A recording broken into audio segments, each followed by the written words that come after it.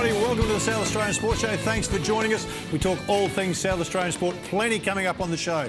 Horse racing, netball, cricket, AFL, women's footy, if you could believe it or not, bowls, hockey, and Libby Hotwood, the jockey, is coming in to have a chat with us in the studio. Time to get all these discussions started. Rob Popplestone joins me. Poppy, how are you? Look, I'm feeling okay. I'm interested in your discussion with Libby Hotwood. It's a great little story, that one. It's a great little story. She's one of this state's great female sports people, and she's got a little bit of a battle on her hands, but she's coming through okay. Yeah, she has. It was good. I met her, of course, a couple of weeks ago and shared her story, which was really interesting, and then did some research on her, and there's some amazing stuff. I know you'll be gone, but they're 2014 at Oakbank. She's in a race.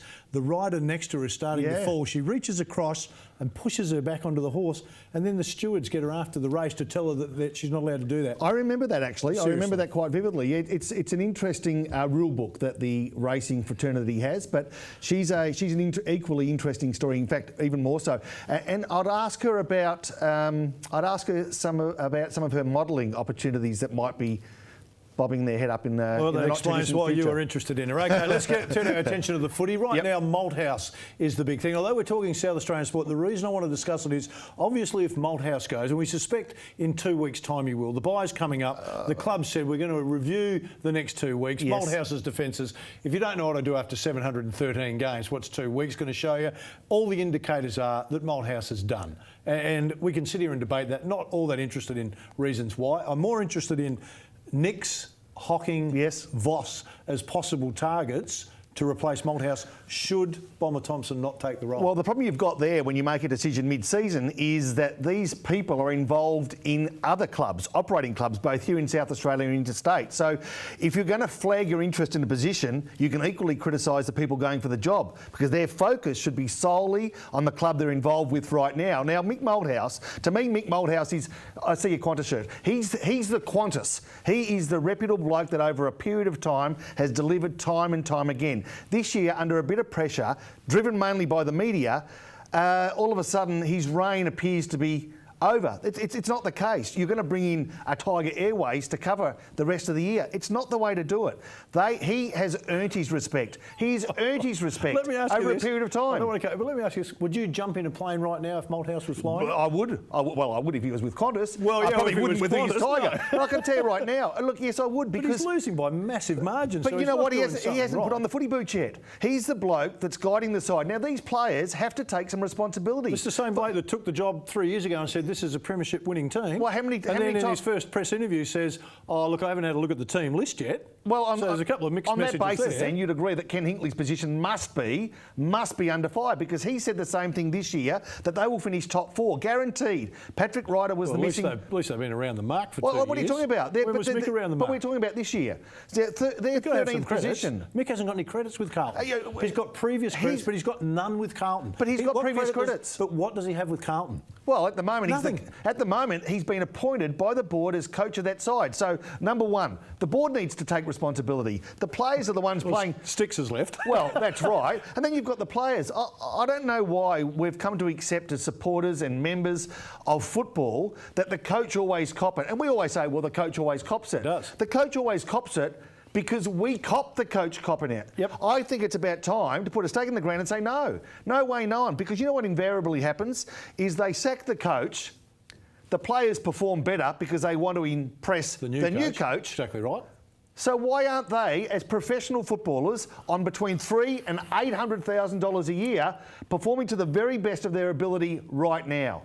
Right now. Look, I think that's a solid argument. You do have a solid argument there. So the comeback to that would be that they're not performing for Mick for whatever reason. For whatever. So we can say that's a problem. Yes. But then your point is valid. Regardless of who's coaching, you should still be able to perform at a pretty good level. I've got no problem. I've got no problem. Gary Ablett is a good example of that. Leaves Geelong where he's a star, goes to a program where he's not surrounded by talent, is still a star. Yes. It made no difference who was coaching him, still able to produce. Yes. So that does have some weight to it, but there's not enough weight to support Mick. Mick's job as a coach, in the end, is to get the players to perform as well as they can. So even if we accept that the talent isn't as good as a Hawthorn, and there's ways to do that. And I think we accept that. We do. But is the talent he's got playing as well as it can? The answer appears to be no. Well, and the answer... And so he has to take some responsibility. And the answer lies in the future, because if the next coach comes along and does a worse job than Mick, then was the decision to get rid of Mick a good one or a bad one. Yeah. So I the think future usually holds the story. But I will say this, is that if they're going to not renew Mick's contract, I see no benefit in them sacking Mick mid-season.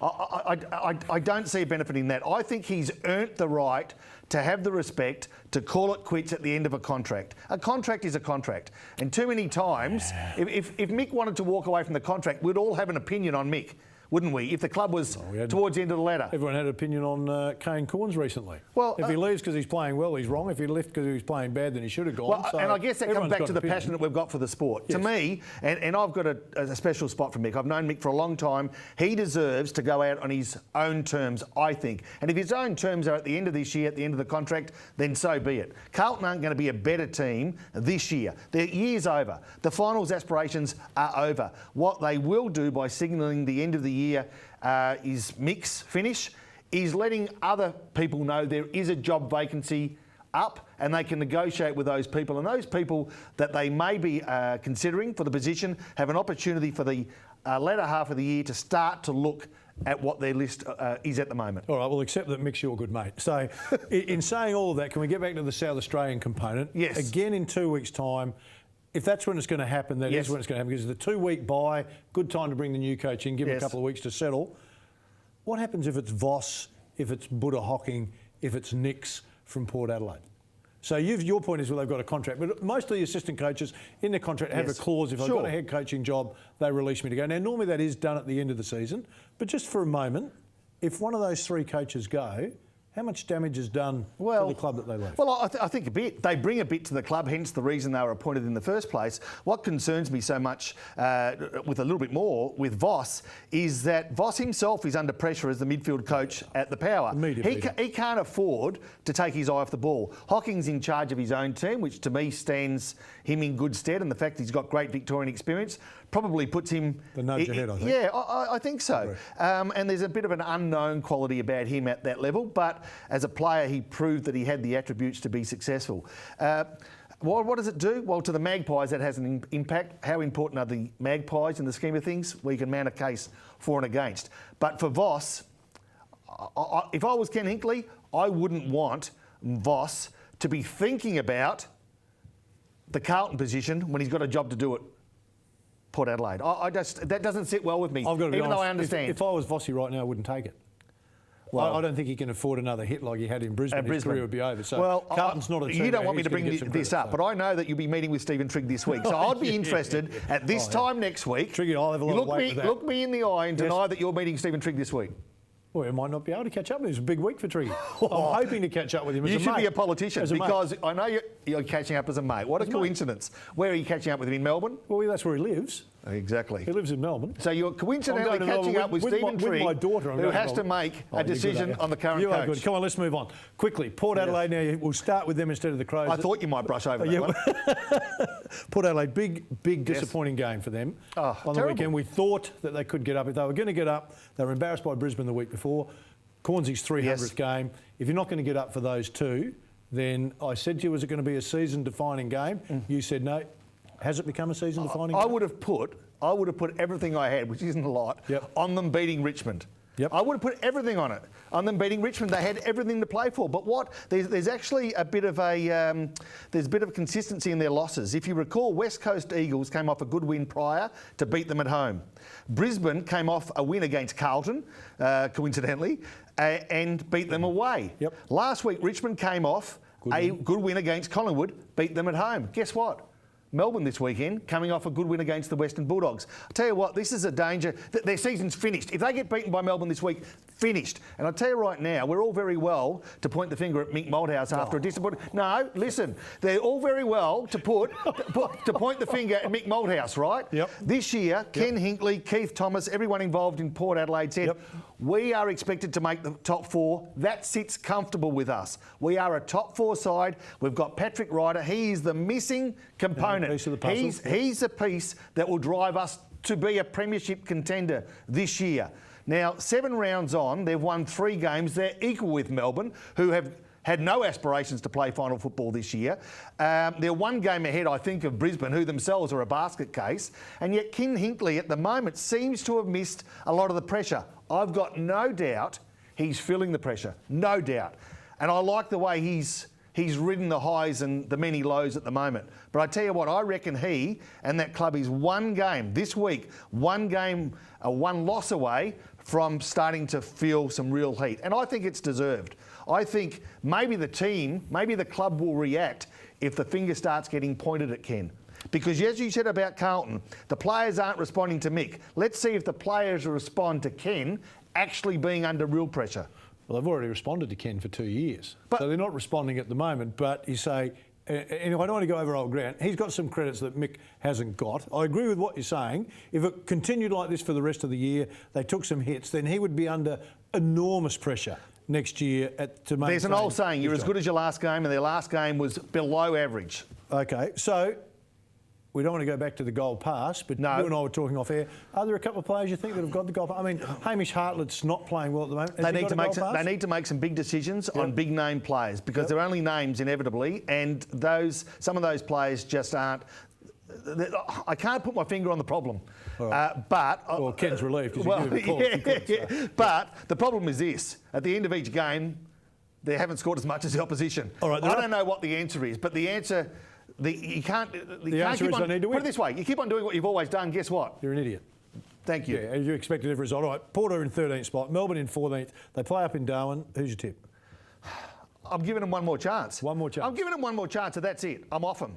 I'm serious. I'm off them. I think they'll get Melbourne because Paul Roos came out the week before and said he thought his players were flat, so they lightened up the whole week to freshen them up for this game, which they've done. That doesn't normally flow into the second game. So I think Porter are going to get them in this one. All right, now let me put you on the spot. It's all very well to put me under pressure. What about you? What happens if Melbourne beats Port this week? What should they do at Port? Who starts to feel the pressure? Is anyone? They're all feeling the pressure. Now, the problem was that they shifted. Not in the media, they're not. No, because Ken's been honest with the media. He's been preparing them for this. And you're saying Mick hasn't been? Well, Mick hasn't got a lot of friends in the media. So that's his big problem. So the key is you need friends in the media. Well, do you think so? Yeah, I do actually. Yeah, okay. All right, the Crows up against Greater Western Sydney. Yes. I think most people thought Greater Western Sydney would get the win. They did by 24 points. Yeah.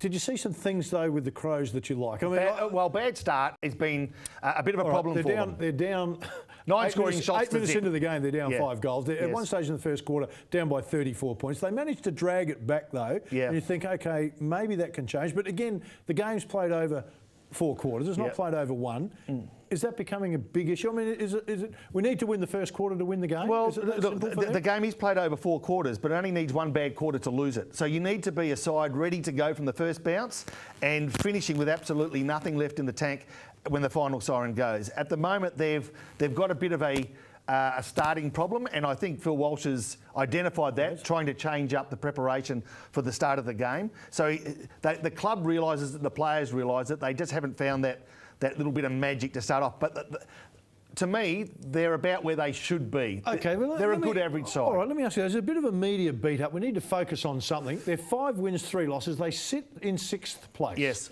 Oh, the first quarter's a disaster for them. You go, well, hang on a minute. At the start of the year, if we had have said, at this time, 8 games in, 5 wins, 3 losses, sitting in 6th spot, I reckon most people would have said that's a pretty good result. Suddenly now, we're not happy with that. It's, the first quarters are no good. Well, the other 3 quarters must be all right. Look, they're okay given where their position is. But the thing is, if you want to compete with the big boys, you can't beat them playing 3 quarters. You need to play 4. Now, this week is the test. I've got Freo sitting in first spot, undefeated. Undefeated, but I've got this, I don't know, it's a gut feeling that it might be a close game. Well, Freo aren't playing super the last couple of games. No. Still and winning, though. I think they're coming here with an expectation of a depleted side, that is the Crows being somewhat depleted, that it's a walk-up start. And I've just got, and you've been around athletes. If you come in with the wrong attitude, you're in trouble. And I reckon the margin could be a little bit quicker. I think if the Crows get a start, the game is going to be decided by 3 goals-ish. Right. Still Fremantle's way, mind you, because they are that good. But I don't think it's going to be the blowout.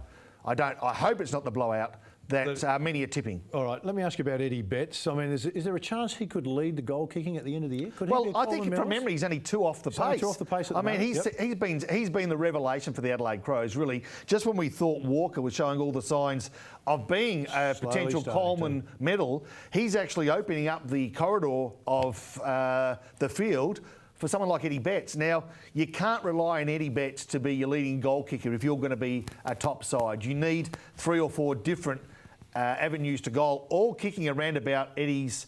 I think he's sitting on 29 at the minute. You need 3 or 4 avenues. At the moment, he's in such rare form and hard to stop. He's been sensational. I mean, we all say Fyfe's going to win the Brownlow. I don't think there's any doubt about that. But if Fyfe was to get injured, would Eddie be in the top 5 right now? And I say that because he's flamboyant, he's entertaining. The umpires normally recognise the goal kickers. It just looks like he's ticking a lot of boxes, just quietly underneath the top 2 or 3 guys that seem to be there. I reckon he's polling pretty well. It'd be interesting, actually. What are we, round 8? Yep.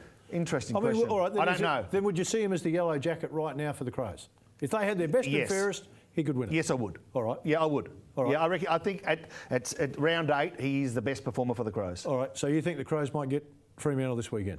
I don't think they'll get them, but they'll get close to them, and then who knows? All right. I think once you're close, you're a chance. All right, just quickly then, because we've got so many other things to move on with. Rory Sloane, Dangerfield, still to sign their contracts. Yep. I think the Crows are handling it really well. Fagan's been really upfront saying, we're not worried about it, we're not discussing it, we're moving on. Should they be concerned? You always want your best players committed, obviously, because it shows a solidarity within the group of your best players. I think so. I think they'll keep both of them. There you go. All right, I know this one's close to your heart. The women, the AFL want women's footy as a curtain raiser by 2017. Are you talking to me about your thoughts on that? No interest in that at all? I think it'd be great. Why? Well, it'd be terrific. Why wouldn't it be good? But you've got to market the sport some way. What a better format. I mean, OK, a little bit of history. They started here, South Australian Women's League, started in 1990. I don't want to get told off, right? But I personally, I've got no interest in women's football. Well, there's 11 teams currently playing here in Division 1. They've got Division 2 I'm really happy for them. But you don't care. You don't care whether they play before the AFL or not. Well, I do. I don't want them playing. Why would they play before the AFL? No, don't you think it's good for the AFL? But why is it good for the AFL? Because they're trying to promote more fans to the game. They want it to be women involved in footy. Yeah, but the women can get involved in the footy. My mum used to make sandwiches all the time for the teams, cut orange and stuff like that. And the same, and equally, I know that sounds sexist, but equally, guess what? What? I'll go to the female sports, daughter sports, netball, basketball, gymnastics, whatever it is, and I'll assist in the canteen. Yep. To me, I've got no interest in women playing football. That's just me. So would you rather go to the game and see nothing? Well, or would you rather see an SANFL game? I'd rather see the highest quality available. That's what I want to see. All right, fair enough. That's what I want to see. I don't want to see women running around playing football. But I don't want to go to what's the stadium where they play netball? Whatever that's called. Park. I don't want to go there and see men play netball either. Okay. I really don't. What about basketball then? I don't mind men's basketball. Women's basketball? Yeah, I don't mind that either. Okay, well maybe I don't mind. What about soccer? Soccer, not so much, but I can watch it. Yep. I don't like women boxing. Yep. I don't like women wrestling. All right, good. I don't like women playing football. All right, so you're not like sexist. women. We'll go with that. You like women. I don't think there's any doubt about that. Let's talk about talk about women's sport then. Let me ask you one second, because you're putting the pressure on me. Yeah, when was the last time you went and watched a women's game of football? They've been going since 1990. You pointed out. I've never gone. 24 years you've never gone. Well, I didn't know it was. To tell you the truth, it's probably a really well-kept secret. Until I looked it up, I didn't realise it was even going. If it was any good, you'd know about it. Okay, fair enough. Is that right? Yeah, no, that's fair enough. All right, let's talk about horse racing. If I'm going to go down, I want you coming with me. We're going down together. Thermogenic, of course, the 3-year-old South Australian horse, won on the weekend at Flemington. Now it's heading up to Brisbane. Yes. I think its races June 3rd or 6th. June 6th. Yes. They've decided to float it to Sydney and then float it on to Brisbane. There was some talk about flying it. Any reason why they float as opposed to fly? Probably a good question. I'd be interested in Libby Hopwood, who you speak to later, her thoughts on that, because it can drain the horse, the travel, just like it can any athlete in the travel. Its performance at Flemington was pretty good. It was really good. Had a tough run, Craig Williams in the saddle. The fact that Craig has decided to stay with the horse is a nice little pointer to his thoughts on its chances in some big money races. Stokes as a local trainer is brilliant. All right, Philip Stokes has done a terrific job there. Dizzy Gillespie said no to the England job. Are you surprised? Well, strikers would be happy here in Adelaide. We're ecstatic in South Australia. I don't understand why he said no. Did he actually say no? Well, it depends who you listen to now, doesn't it? So I suspect he said no. I suspect. And we've got this bloke from New South Wales. Exactly right. So we don't care about blokes from New South Wales. Time for us to take a break. That's Plenty more to come on the show, Poppy. Thanks for that. My pleasure. Stay with us. Lots more to come.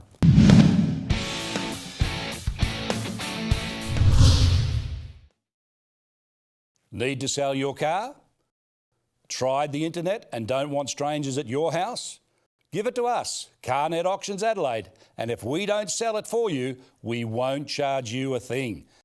Visit our website, caa.com.au, and ask for Darren.